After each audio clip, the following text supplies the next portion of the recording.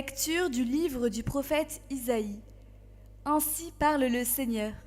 Oui, voici, je vais créer un ciel nouveau et une terre nouvelle. On ne se souviendra plus du passé. Il ne reviendra plus à l'esprit. Soyez plutôt dans la joie, exultez sans fin pour ce que je crée. Je vais recréer Jérusalem pour qu'elle soit exultation et que son peuple devienne joie. J'exulterai en Jérusalem, je trouverai ma joie dans mon peuple. On n'y entendra plus de pleurs ni de cris. Là, plus de nourrissons emportés en quelques jours, ni d'hommes qui ne parviennent au bout de sa vieillesse. Le plus jeune mourra centenaire. Ne pas atteindre 100 ans sera malédiction. On bâtira des maisons, on y habitera.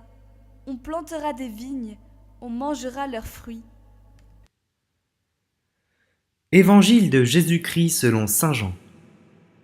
En ce temps-là, après avoir passé 2 jours chez les Samaritains, Jésus partit de là pour la Galilée.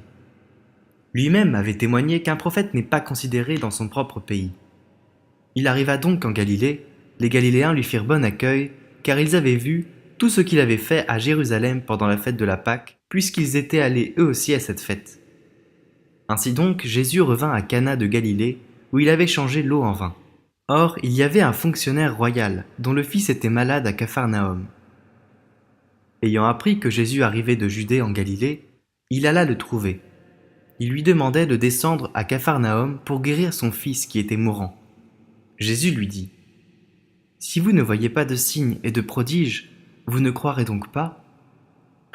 Le fonctionnaire royal lui dit : « Seigneur, descends avant que mon enfant ne meure. » Jésus lui répondit : « Va, ton fils est vivant. » L'homme crut à la parole que Jésus lui avait dite, et il partit.